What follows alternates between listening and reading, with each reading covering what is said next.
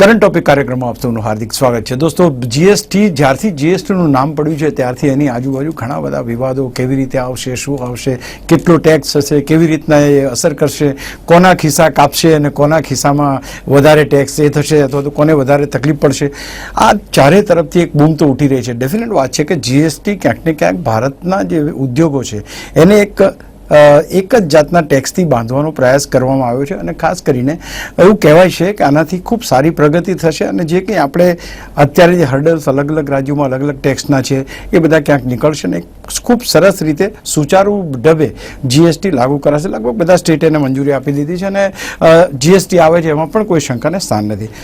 GST આવવાની સંગાતે અમુક જગ્યાએ જ્યાં આગળ જેમને જીએસટીથી તકલીફ પડે છે, જેમને નુકસાન જાય છે, જેમને કંઈક એમ લાગે છે કે ઘણું બધું અહીંયા ભારણ આવશે કે જેથી કરીને ધંધા રોજગારની પરિસ્થિતિઓ વિષમ બનશે, એમણે ક્યાંક વિરોધનો સૂર પણ ઊભો કર્યો છે.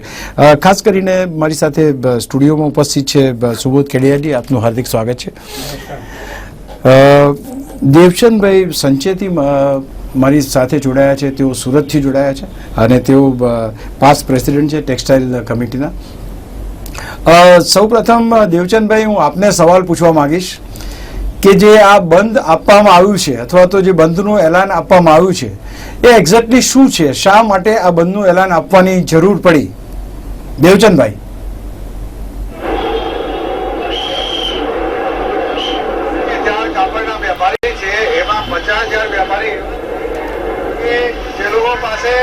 કોઈ કમ્પ્યુટરની વ્યવસ્થા નથી ને કોઈ એ લોકો પાસે કોઈ એવી વ્યવસ્થા નથી કે એ મેન્ટેન કરી શકે કે દર મહિને લોન રિટર્ન ભરી શકે. એટલે બધા વેપારી રોડ ઉપર ઉતરી ગયા છે કે અનિશ્ચિત કાલ માટે હડતાલ કરો. અમે લોકો અમદાવાદ વાઘેલા સાહેબ પાસે રજૂઆત કરવા 3 દિવસ પહેલા આવેલા, પછી દિલ્હી અરુણભાઈ જેટલી પાસે પણ રજૂઆત કરવા ગયા છે. તો એ અમને આશ્વાસન આપ્યો છે કે અમે ગમે તે રીતે કંઈ પણ એમાં સુધાર કરીએ. પણ જ્યારે અમે લોકો કાલે અહીંયા મહાસભા કરી તો અહીંયા મહાસભામાં 15 થી 20,000 લોકો ભેગા થઈ ગયા હતા. વેપારીઓ કાપડના, જેમની નાની નાની દુકાનો છે અહીંયા, જેના વર્ષના 1 કરોડથી 1.5 કરોડ રૂપિયાનું ટર્નઓવર છે. એ લોકો ત્યાં કહેતા હતા કે નો જીએસટી, નો જીએસટી, નો જીએસટી. અમે લોકોને કોઈ જીએસટી જોઈએ નહીં, અમે લોકો ટેક્સ ભરવા તૈયાર છે. દેવચંદભાઈ, મારું એવું કે તમે એમ કહ્યું કે નો જીએસટી, નો જીએસટી, પણ હું માનું છું કે જીએસટી દરેકે દરેક એની સાથે એગ્રી થયા છે, સ્ટેટ ગવર્મેન્ટ પણ એગ્રી થઈ છે. હવે ધારો કે તમારા જે કોઈ પ્રશ્નો હોય ઉકેલી શકાય, પણ નો જીએસટી કહેવું એ એક વેપારીઓ માટે કેટલું વ્યાજબી ગણી શકાય? હું તમને જ પૂછું સીધું, દેવચંદભાઈ. નાના વેપારી માટે તો બહુ તકલીફ વાળી વાત છે. કેવી રીતે એકાઉન્ટ મેન્ટેન કરે, આ બહુ ગંભીર બાબત છે. નાના લોકોના ધંધા ખોરવાઈ જશે. પછી જે મોટા મોટા વેપારીઓ છે એ વેપાર કરે અને જે નાના માણસો છે એ નીકળી જશે. પણ દેવચંદભાઈ, આનો ઉપાય શું? કઈ રીતે આ વસ્તુને આપણે સોર્ટ આઉટ કરી શકીએ? કઈ રીતે એવી કોઈ પદ્ધતિ લાવવામાં આવે કે જેથી કરીને નાના વેપારીઓને પણ જીએસટી સાથે સાંકળી શકાય? નાના વેપારીને રાખવા માટે જે જીએસટી છે એ યાર્ન ઉપર જેમ 18% છે એમાં 24% કરી દઈએ ગવર્મેન્ટ તો ચાલશે. વેપારી 12 રૂપિયાની જગ્યાએ 13 રૂપિયામાં ગ્રે કાપડ, જે કોરો કાપડ હોય એ લેવા તૈયાર છે. પણ એ કહે છે અથવા એને થોડો સિમ્પલ કરી દે કે 3 મહિનાથી કે વર્ષમાં એકવાર જેમ ટેક્સ ભરવાનો, અથવા ટર્નઓવર ઉપર ટેક્સ લાદી દે કે બધા પેન કાર્ડ બધા પાસે છે, ઇન્કમ ટેક્સ બધા ભરે છે, કોઈ ચોરી કરવા માંગતા નથી અહીંયા વેપારી. પણ જે કરવાની જે સિસ્ટમ છે 10 તારીખે, પછી 12 તારીખે, પછી 15 તારીખે જે સ્ટેટમેન્ટ અથવા રિટર્ન ભરવાના છે એમાં બધા તકલીફ છે. હું સુબોધભાઈને પૂછવા માંગુ. સુબોધભાઈ, જે દેવચંદભાઈએ કહ્યું કે નાના વેપારીઓ છે અથવા તો નાના લોકો જે આ બિઝનેસમાં છે એમને ક્યાંક તકલીફ પડશે, અલગ અલગ રીતે રિટર્ન્સ ભરવાના છે, અલગ અલગ ફોર્મેટ ભરવાના હોય છે. આને સિમ્પ્લિફાઈડ કરી ના શકાય? શું લાગે છે? કારણ કે આ જો આવી રીતના વિરોધનો સૂર લગભગ દરેક ક્ષેત્રોમાંથી ઉપડતો રહેશે તો જીએસટીને ઇમ્પ્લિમેન્ટ કરવામાં અથવા તો જે સપનું આપણે જોઈએ છે અથવા તો બતાવવામાં જે આવ્યું છે એ પૂરું કરવામાં ઘણો સમય લાગશે. આનું કંઈક સોલ્યુશન તમને એક ચાર્ટર્ડ એકાઉન્ટન્ટ તરીકે હું આપને પૂછું તો તમને લાગે છે કે સિમ્પ્લિફાઈ થઈ શકે એમ છે?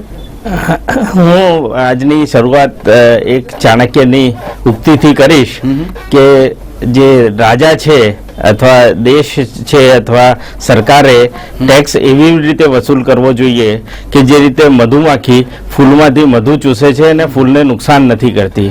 આ એક પાયાનો સિદ્ધાંત છે. કોઈ બી ગવર્મેન્ટ હોય, કોઈ બી રાજા હોય, કોઈ બી સ્ટેટ હોય, એમને જે ટેક્સ વસૂલવાનો છે, ટેક્સ એ ઇનએવિટેબલ છે. એના વગર સમાજ વ્યવસ્થા ચાલી શકે એમ નથી.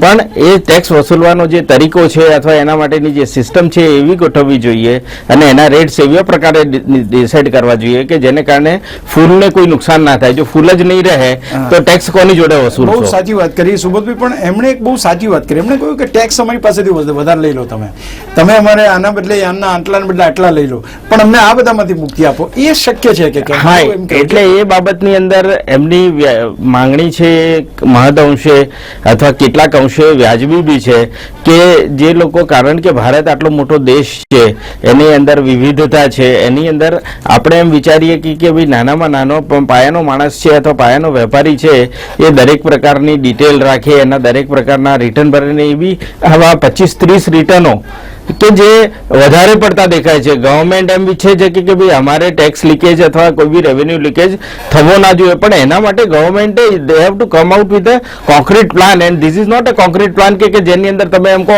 કે રોજ સવારે ઉઠો ત્યારે તમારા કમ્પ્યુટર ઉપર નાખો કે ભાઈ અમે આવી ગયા છે ઓફિસમાં અને અમે કોઈ બી બિલ કરીએ છીએ અથવા કોઈ બી વેચાણ કરીએ છીએ, સીધું અમને મોકલો અથવા અમને દર અઠવાડિયે અથવા દર મહિને અથવા મહિનામાં 4 વખત રિટર્ન ભરીને તમે કરો. હવે વેપારી છે, વેપાર કરશે કે ભાઈ સરકારના રિટર્નો ભરશે, વેપાર કરશે તો રિટર્નો ભરી શકશે, નહીં તો ક્યાંથી રિટર્નો ભરશે? સુબોધભાઈની વાત સાચી. હું દેવચંદભાઈને પૂછ્યું, દેવચંદભાઈ ધારો કે તમે આવો કે તરત જ તમને કે તમે આ ભરો, આ ફોર્મ ભરો, આ ફોર્મ, ક્યાંક ને ક્યાંક વેપારીઓ ઉપર વિશ્વાસ પણ સરકારે રાખવો પડશે ખરો દેવચંદભાઈ? રાખવું જ પડશે. આવી રીતે જેમ સાહેબ ચાર્ટર્ડ એકાઉન્ટન્ટ સાહેબ મને કીધું અત્યારે વાત કરી, એ વાત એકદમ સાચી છે. એક વ્યાપાર કરે કે એ બધું એકાઉન્ટ્સ રાખે.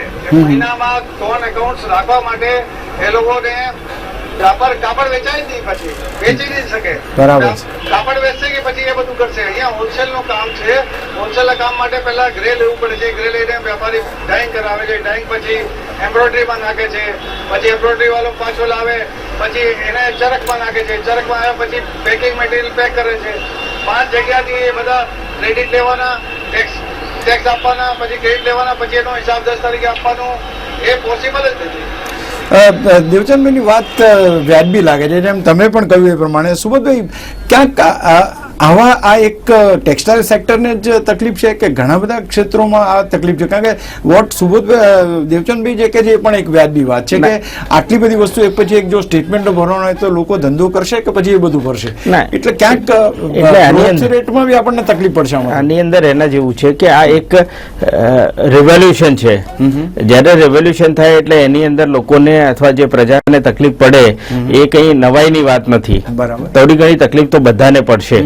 સાથે સાથે જ્યારે ખાસ કરીને ભારત જેવા દેશની અંદર જ્યાં કે ટેક્સ ચોરીનું પ્રમાણ આપણે માનીએ કે ના માનીએ અને એક્સેપ્ટ કરીએ કે ના કરીએ પણ મોટા પાયે છે.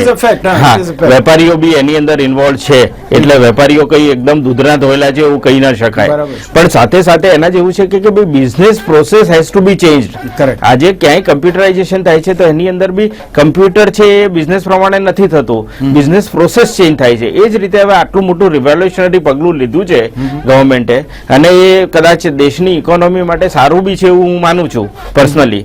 પણ એટલે સાથે સાથે તમારે બિઝનેસ પ્રોસેસ તો આપણે ચેન્જ કરવી પડશે. નાના વેપારીઓ જે રીતે માની લો કે દરેક પ્રકારના કામ અત્યારે આખું પ્રોસેસિંગની ચેઇન ચલાવે છે, કદાચ એ પ્રોસેસમાં કદાચ સુધારો થશે કે ભાઈ એની અંદર પ્રોસેસિંગ છે એ કદાચ બીજા કરશે ને નાના વેપારીઓ છે કદાચ એની અંદર એક કડીના રૂપમાં જોડાશે. એક નાનો માણસ જ્યારે આજે કોઈ માણસ એમ કે હું સ્ટીલનું મેન્યુફેક્ચર કરવા માંગુ છું અને હું 1 કરોડનું ટર્નઓવર કરીને સ્ટીલ મેન્યુફેક્ચર કરવા માંગુ છું તો એ શક્ય નથી.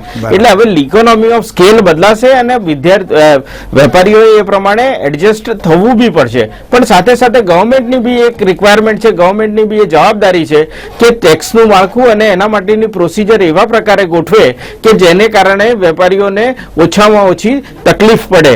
ખાલી to stop the revenue leakages કે ટેક્સ ચોરીને રોકવા માટે તમે લોકો ઉપર આટલું મોટું ભારણ નાણાંને આ રીતે તમે નાખી દો એ વ્યાજબી નથી. દેવચંદભાઈ, તમને પૂછવા માંગીશ કે પહેલા શું હતું અને અત્યારે શું છે, અથવા તો બેમાં કયો મોટો બેઝિક ફેરફાર આવ્યો કે જેથી કરીને વેપારીઓ એમ માને છે કે આ અમારાથી થઈ નહીં શકે? પહેલાની પરિસ્થિતિ અને અત્યારની પરિસ્થિતિમાં શું ફેર આવ્યો મને કહો દેવચંદભાઈ. 10 વર્ષ પહેલા એક્સાઇઝ ડ્યુટી હતી, બરાબર.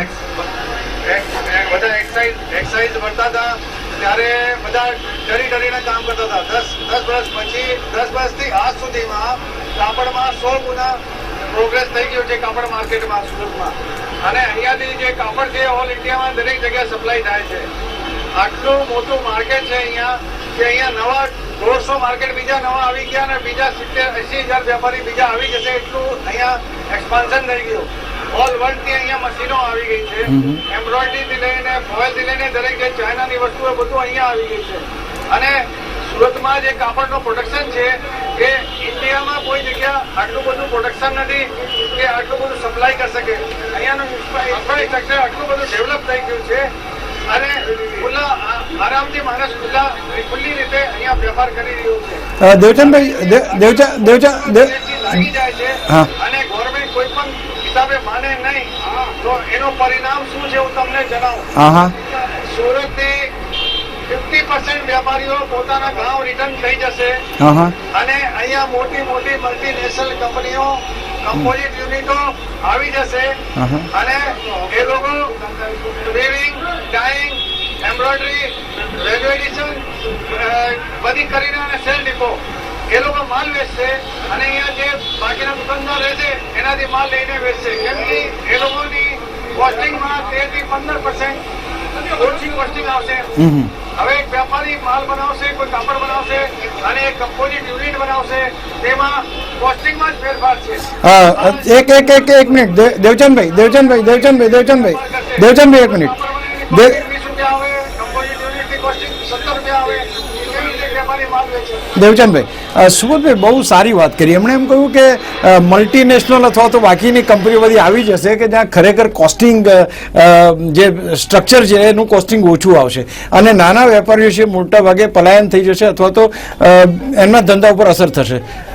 ક્યાંક ફરી એકવાર આપણે જે જોબલેસ થવાના હોય માણસો અથવા તો જે બેરોજગારી તરફ જઈ રહ્યું હોય એવું કંઈક લાગે છે આમાં? કારણ કે જે રીતનું રજૂઆત થઈ કે 50 માણસ કામ કરતા એને બદલે એક મશીન આવી જાય તો 50 માણસો એ થાય, કંઈક એવું લાગી રહ્યું? ના, એવું નથી. હા. એક વસ્તુ આપણે સમજવાનો પ્રયાસ કરીએ કે આજે માની લો કે જીએસટી લાગવાથી કોઈ વસ્તુ જે વસ્તુ 20 રૂપિયામાં વેચાતી હતી એ હવે સપોઝ કરો કે 21 રૂપિયા વેચાવા માંડશે, તો એનો મતલબ કે 1 રૂપિયા વેચાવા જો લાગશે એટલે માની લો કે હું વેપારી હોઉં અને મારી પડતા પ્રમાણે કોસ્ટિંગ પ્રમાણે 21 રૂપિયા વેચું છું અને આપ વેપારીઓને 20 રૂપિયા વેચી શકતા હો તો શું થશે કે ભાઈ મને ડિસએડવાન્ટેજ થઈ રહ્યો છે. આમાં તો એક્રોસ ધ બોર્ડ બધા જ વેપારીને 1 રૂપિયાની પડતર અથવા 10%, 5%ની પડતર વધારે આવશે.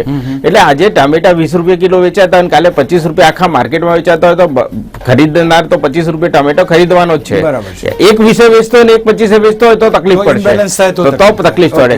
એટલે આજે કોઈ બી રેટ સ્ટ્રક્ચર છે, ગવર્મેન્ટને એ અધિકાર છે કે રેટ સ્ટ્રક્ચરમાં સુધારો કરે અથવા એમાં વધારો કરી શકે, ઘટાડો કરી શકે, સબ્જેક્ટ ટુ એબ્સોર્બિટી.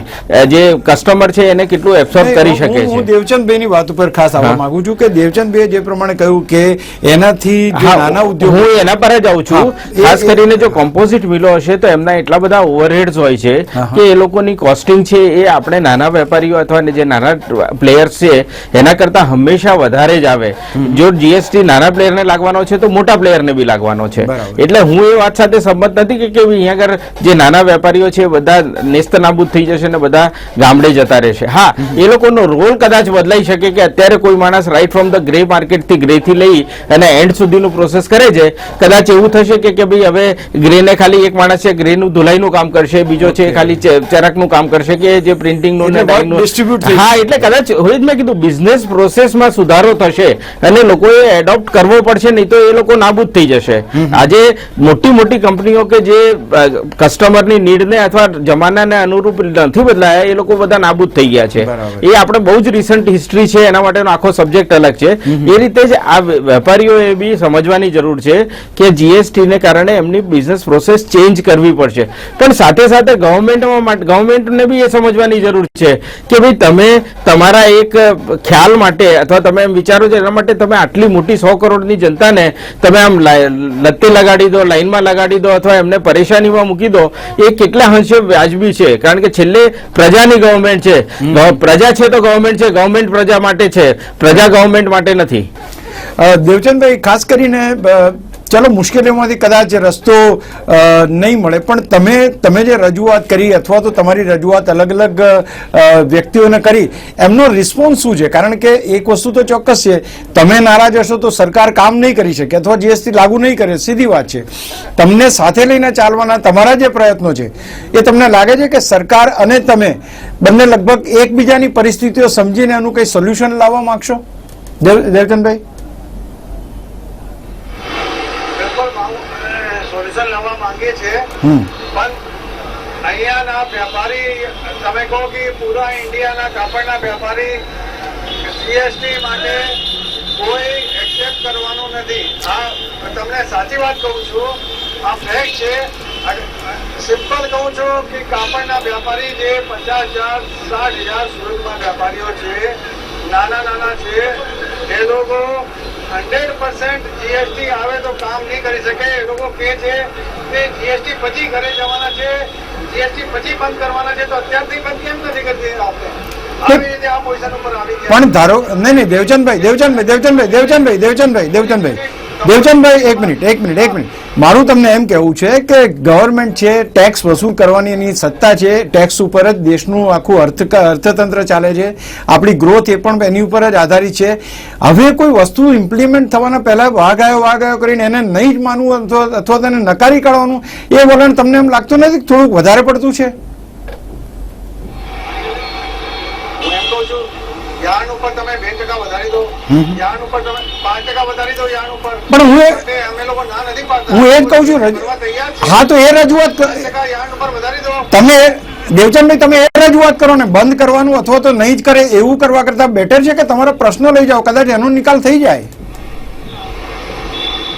પ્રશ્ન લઈને અમે લોકો અરુણભાઈ જેટલીને આપીને આવ્યા છે, અને અર્જુન મેઘવાલ સાહેબ જયપુર ત્યાં પણ જઈને આવ્યા છે, અમારો એક ગ્રુપ જઈને આવ્યા છે, અને ગંગવાલ સાહેબ પાસે પણ જઈને આવ્યા છે, અને અમદાવાદમાં વાઘેલા સાહેબ છે પણ મળીને આવ્યા છે. બધા રજૂઆત કરી છે, એ લોકો આશ્વાસન પણ આપ્યો છે, અમે લોકો જેમ થાય એમ સરળ કરીએ. કારણ કે દેવચંદભાઈ, તમારી સ્ટ્રેન્થ બહુ છે, એટલે એવું તો નથી કે તમને નિગ્લેક્ટ કરશે, તમારી વાત એ લોકો સાંભળશે તો ખરા જ. એટલે હું માનું છું કે જો વ્યવસ્થિત રજૂઆત, તમે જેમ કહ્યું કે આમાં ભલે વધી જાય પણ અમે સ્વીકારવા તૈયાર, એવી કંઈક એવી ફોર્મ્યુલા આપો કે જે બંને પક્ષને માન્ય હોય. જી, સુરતની જે સંખ્યા છે, સુરતની જે અમારી જે સંખ્યા છે, એની સાથે આખો ઇન્ડિયા જોડેલું છે. કેમ કે કલકત્તા, જયપુર જે મંડીઓ છે અહીંયા સુરત પર ડિપેન્ડ છે, સુરતથી જ માલ બધી જગ્યાએ જાય છે, અને એ લોકો પણ અમારી સાથે જોડેલા છે. એ લોકો કીધું સુરત ક્યાં તબકા હે તબ હમ ભી બંધ કરેંગે, બધાના લેટર આવી ગયા, બંધ કરો. નહીં, પણ એ તો સોલ્યુશન નથી. નહીં, દેવચંદભાઈ, બંધ કરવું એ તો સોલ્યુશન નથી ને, એ સોલ્યુશન નથી. તમે પણ દેશનો એક અભિન્ન અંગ છો, તમે વેપારીઓ છો. ટોકન સ્ટ્રાઇક છે ગવર્મેન્ટને બતાવવા માટે કે અમે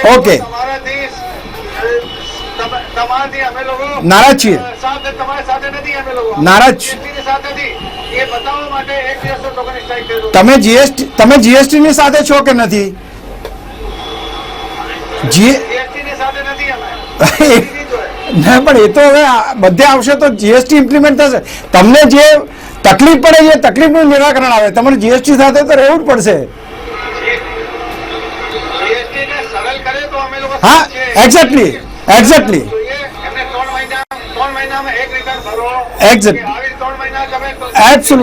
આ તમારી વાત મને વ્યાજબી લાગી. દેવચંદભાઈ આ તમારી વાત મને બહુ જ વ્યાજબી લાગી કે અમારી તકલીફ દૂર કરો, અમે એક્સેપ્ટ કરવા તૈયાર છીએ, પણ એને સરળતા આપો. સુબોધભાઈ, જે એમની આ વાત મને બહુ વ્યાજબી લાગી કે instead of having A negative attitude, જો એમ કે ભાઈ અમારી આ તકલીફો દૂર કરો, કારણ કે વેપારીઓ તો ઇમ્પોર્ટન્ટ પાર્ટ ઓફ ઇન્ડિયા છે, એટલે એવું તો નથી કે લોકોને નેગ્લેક્ટ કરી શકે. અશોકભાઈ, એવું છે કે દરેક કોઈ માણસ ટેક્સ ભરવા માટે તૈયાર નથી. હું ચાર્ટર્ડ એકાઉન્ટન્ટ છું, મારા પર બી જીએસટી લાગવાનો છે અથવા મારા પર બી અત્યારે સર્વિસ ટેક્સ લાગે છે, હું બી રેડી નથી. હું એમ કહું કે હું હડતાલ કરી દઈશ, મારી પરનો ટેક્સ હટાવી દો, તો ગવર્મેન્ટ આવી રીતે ટેક્સ ના હટાવી શકે. ગવર્મેન્ટ એટલે એનો મતલબ એવો થયો કે આજે કરિયાણાનો વેપારી છે એના પર જીએસટી લાગે એ તૈયાર છે અને કાપડનો વેપારી આપવા માટે તૈયાર નથી, એ યોગ્ય નથી.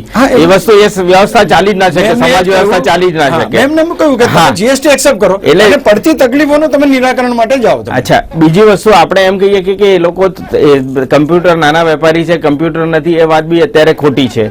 મોરલેસ દરેકની જોડે નાના મોટા કમ્પ્યુટરો, બધા લોકો સ્માર્ટફોન યુઝ કરે છે, બધાની જોડે ઇન્ટરનેટ યુઝ કરે છે, બધા નાના મોટા કમ્પ્યુટરો છે અને ના હોય તો એ વસાવી શકાય. આજે એની કિંમત એટલી બધી નથી. બેન્કિંગ મોટા ભાગનું એટલે જ કહું છું, એટલે એ વાત બી ખોટી છે કે અમારી જોડે એના માટે સમય જોઈ શકે, દેટ ઇઝ ઓલ્સો રાઈટ. બીજું, ગવર્મેન્ટે જે આ રીતના જે રિટર્ન ભર્યા છે, જાણે કે પ્રજા છે અથવા વેપારી છે એ ચોર છે, એ રીતે તમે એક જગ્યાએથી બીજી જગ્યાએ માલ લઈને જવાનો ગુનેગાર છે માનીને તમે એનો કોઈ આખું કળમાળખું ગોઠવ્યું છે, તો એ ગવર્મેન્ટ શું કરવા માંગે છે? સરળીકરણ કરવા માંગે છે કે લોકોને ફસાવવા માંગે છે અને લોકોને તકલીફમાં મૂકવા માંગે છે? જીએસટી લાવવાનું જે મોટામાં મોટું એક પરિબળ હતું અથવા એની પાછળનું લોજિક હતું એ હતું કે સરળીકરણ થાય, અને જે રીતે જગતના બીજા દેશોની અંદર બી જે રીતે ટેક્સનું માળખું ગોઠવાયેલું છે એવા પ્રકારે ઇન્ડિયામાં બી ટેક્સનું માળખું ગોઠવાય. પણ આ તો કઈ સિસ્ટમ નથી આ રીતે કે તમે રોજ સવારે મેં જેમ કીધું કે સવારે દીવા પૂજા કરો એની સાથે સાથે તમે